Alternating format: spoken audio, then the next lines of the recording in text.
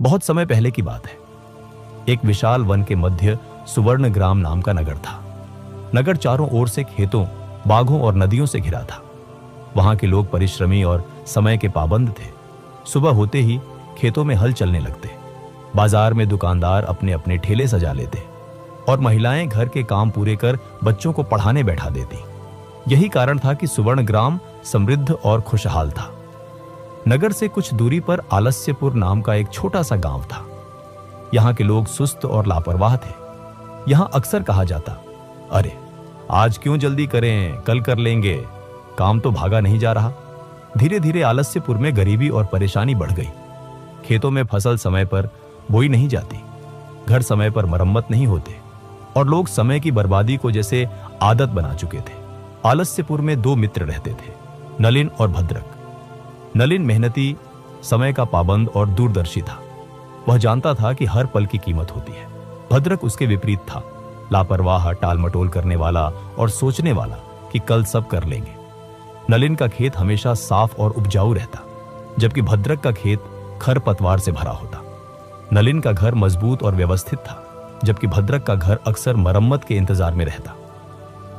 एक दिन सुवर्ण ग्राम का एक व्यापारी, जिसका नाम व्यासचंद था, आलस्यपुर आया।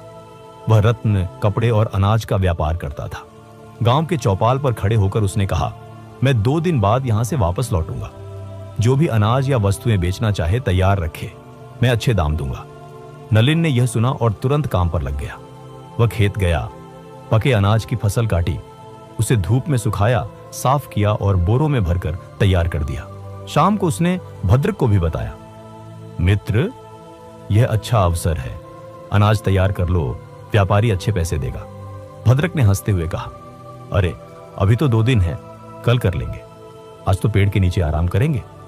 नलिन ने गंभीर स्वर में कहा, भद्रक, समय पर काम करना ही असली समझदारी है, अवसर बार बार नहीं आते। भद्रक ने फिर हंसते हुए कहा, तुम्हें तो हमेशा जल्दी रहती है। 2 दिन बाद व्यापारी गांव लौटा। नलिन का अनाज देखकर उसकी आंखें चमक उठी। उसने नलिन से सारा अनाज खरीदा और अच्छा मुनाफा दिया। जब व्यापारी भद्रक के घर पहुंचा तो वहां गीला और अधा सड़ा अनाज पड़ा था। व्यापारी ने सिर हिलाकर कहा, मित्र, यह तो बेचने लायक नहीं है, इसे लेने पर मुझे घाटा होगा। भद्रक चुप रह गया और व्यापारी आगे बढ़ गया। उस रात भद्रक नलिन के घर बैठा और बोला, काश मैंने भी तुम्हारी तरह समय पर काम कर लिया होता। नलिन ने कहा, मित्र, समय एक बहता हुआ पानी है।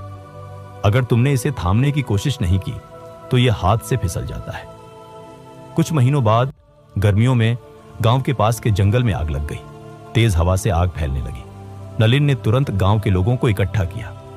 दोस्तों, अगर हमने अभी पानी डालकर आग पर काबू नहीं पाया तो यह हमारे गांव को भी जला देगी। भद्रक ने फिर कहा, अभी तो आग दूर है, कल देख लेंगे।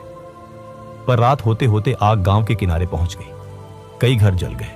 नलिन का घर सुरक्षित रहा, क्योंकि उसने पहले ही अपने घर के चारों ओर गीली मिट्टी का घेरा बना दिया था। भद्रक का घर राख हो गया। इस बार उसे गहरा धक्का लगा। एक दिन सुवर्ण ग्राम के राजा ने घोषणा की, हमारे राज्य में एक भव्य उत्सव होगा।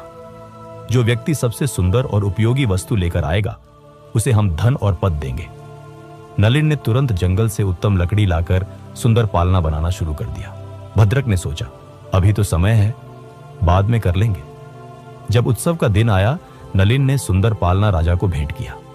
राजा प्रसन्न होकर बोला, तुम्हारी मेहनत और समयबद्धता ने मुझे प्रभावित किया है। आज से तुम सुवर्ण ग्राम के कोषाध्यक्ष हो। भद्रक खाली हाथ रह गया।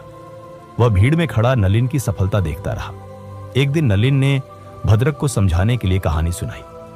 बहुत समय पहले एक जंगल में एक कौवा और एक तोता रहते थे। गर्मी के मौसम से पहले तोते ने अपना घोंसला मजबूत किया, पत्ते और लकड़ी जमा की।